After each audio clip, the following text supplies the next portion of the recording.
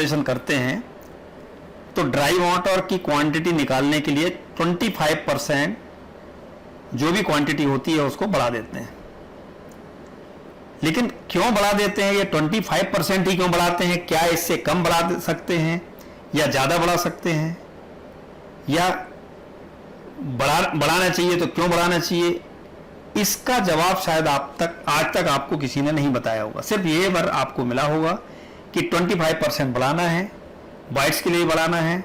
लेकिन ये 25% का कैलकुलेशन कहाँ से आता है, और यदि आपकी वैल्यूज अलग हों, इनपुट डेटा अलग हो, तो क्या ये 25% से अलग हो जाएगा? इसी को हम आज के वीडियो में देखने वाले हैं। तो क्वेश्चन ये है कि why motor quantity increase by 25%। एक तो आपको ये पता होना चाहिए to know for any mix and any density as per actual, यानी आपका कोई भी मिक्स हो और कोई भी डेंसिटी हो, जो भी आपकी एक्चुअल वैल्यूज होंगी उसके हिसाब से हम निकालेंगे, ना कि सिर्फ 25%। 25% फिक्स नहीं है, यह 25% का कम ज्यादा हो सकता है depending upon your input data. तो ये सिंगल क्लिक में ऑटोमेटिकली आपको कैलकुलेशन मिलेगा। इसी वीडियो में आप देखते रहिए, आगे हम आपको बताने वाले हैं।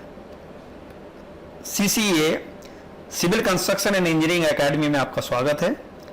देखते हैं एक्सेल सीट में कि हम कैसे कि हम ये 1.25 टाइम्स या 25% ड्राई मोटर लेने के लिए क्यों बढ़ाते हैं, और 25% ही क्यों बढ़ाते हैं, 25% कहां से आता है, तो इस एक्सेल सीट में हम यही देखने की कोशिश करते हैं।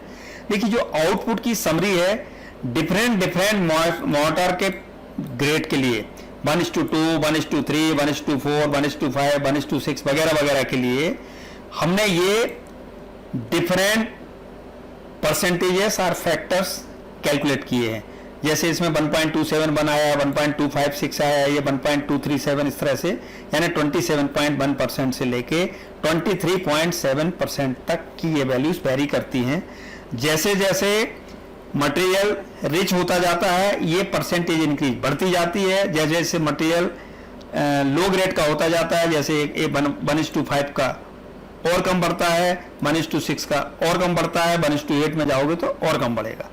इन सबका एवरेज आता है 25.1%। इसीलिए अधिकतर आपको बुक्स में, अधिकतर जगह आपको 25% इंक्रीज मिलेगा। अब इस एक्सेल सीट में हम देखते हैं कि ये कैसे कैलकुलेट करते हैं, कहां से आता है। बिल्कुल सिंगल क्लिक में बड़े इजी वे में हम देखेंगे।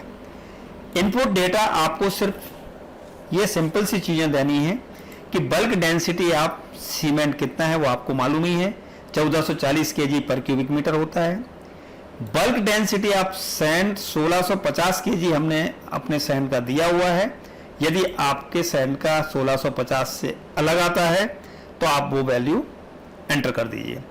इसी तरह से डेंसिटी ऑफ मोर्टार हमने 2000 kg पर क्यूबिक मीटर पकड़ा है। यदि आपके बैट कंपैक्टेड मोर्टार का जो डेंसिटी, फाइनल डेंसिटी है वो 2000 से कम ज्यादा है तो उसकी वैल्यू आप यहां रख दीजिए। हमने यहां रेशियो लिया है 1:6। आप जैसे ही 6 की जगह कुछ भी वैल्यू रखेंगे, आपका 1:6 की जगह 1:2 रखेंगे तो आपका आउटपुट चेंज हो जाएगा।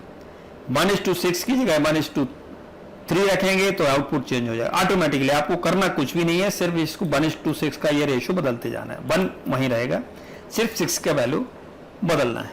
ये इनपुट डेटा थे। अब ये कैलकुलेशन देखते हैं। ये 1:6 आपने वैल्यू रख दी। अब हमारे पास कैलकुलेशन में ये है कि bulk density, density of mortar, ratio of mortar, volume for 1 cubic metre और रिमार्क्स। ये टेबल है। सीरियल नंबर 1, 2, 3, 4, 5, 6, 7, 8, ये 8 कॉलम हमने बना लिए हैं जिनके नंबर दे दिए हैं। ये इसलिए नंबर दिए हैं कि आपको 5/3 लिखा है तो इसका मतलब ये है कि कॉलम नंबर 5 में जो वैल्यू आई उसको डिवाइड बाई कॉलम नंबर 3 की वैल्यू से आप डिवाइड कर दो।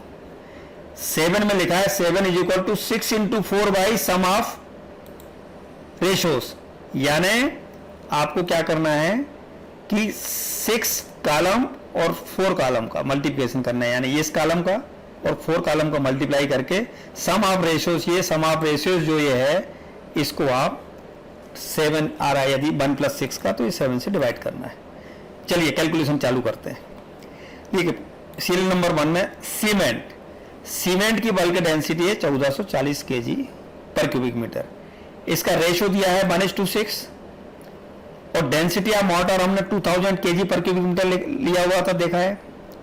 तो ratio of mortar density divide by material density यानी 5/3, यानी ये जो मोर्टार की डेंसिटी है उसको हम डिवाइड करेंगे बल्क डेंसिटी ऑफ सीमेंट से, क्योंकि हमें 2000 kg पर क्यूबिक मीटर का मोर्टार चाहिए, जबकि एक्चुअल बल्क डेंसिटी हम सीमेंट की दे रहे हैं 1440 kg पर क्यूबिक मीटर। तो 2000 बटे 1440 हो जाएगा हमारा 1.389। इसी तरह से सैंड की हमारी बल्क डेंसिटी है 1650, 1:6 का रेशियो है तो 6 यहां लिख दिया। डेंसिटी ऑफ मोर्टार इसमें भी 2000 है, तो 2000 डिवाइड बाई 1650 इसका आ गया 1.212। अब volume for 1 cubic metre dry mix के लिए, ये वॉल्यूम तो है पूरे 1 क्यूबिक मीटर के लिए, लेकिन इसका 1 + 6 यानी 7 भाग में सिर्फ इसका 1 भाग है, यानी 1/7 का इसमें मल्टीप्लाई करना पड़ेगा। 1.389 मल्टीप्लाइड बाई 1 और डिवाइड बाई 7 तो आ जाएगा आपका 0.198। इसी तरह से 1.212 में 6/7 का हमें मल्टीप्लाई करना पड़ेगा, क्योंकि ये 6 गुना है। 1:6 का रेशियो है तो सैंड 6 भाग है, सीमेंट 1 ही भाग था, तो इसका 6 से मल्टीप्लाई कर देंगे, यानी इसको डिवाइड बाई 7 करके 6 से मल्टीप्लाई कर देंगे तो 1.039 आया। और इन दोनों रेशियोज को, दोनों वॉल्यूम को 0.198 और 1.039 को जोड़ देंगे तो ये आ गया ये 1.24 टाइम्स, यानी 1:6 मोर्टार के लिए यदि ये डेंसिटी ऑफ सैंड है 1650 kg पर क्यूबिक मीटर, तो 1.24 क्यूबिक मीटर बेड वॉल्यूम चाहिए हमें। इसी तरह से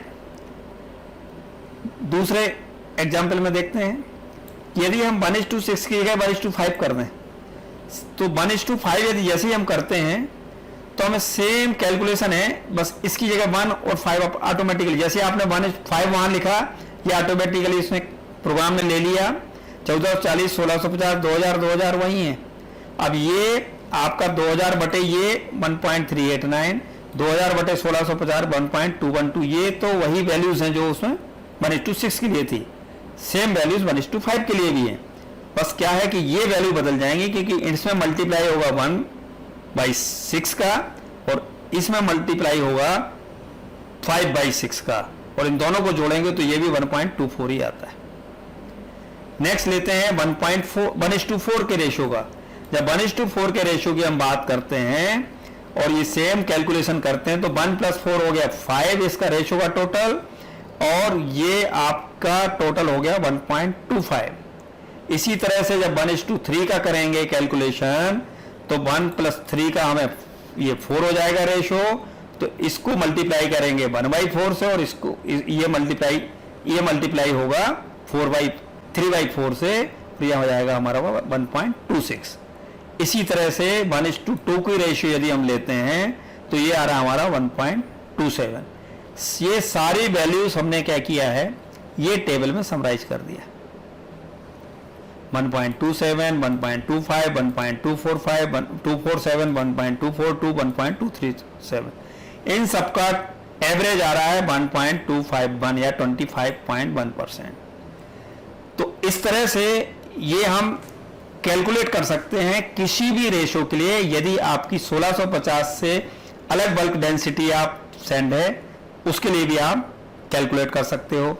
यदि आप 2000 kg पर क्यूबिक मीटर से अलग आपके मोर्टार की डेंसिटी, वो भी आप कैलकुलेट कर सकते हो।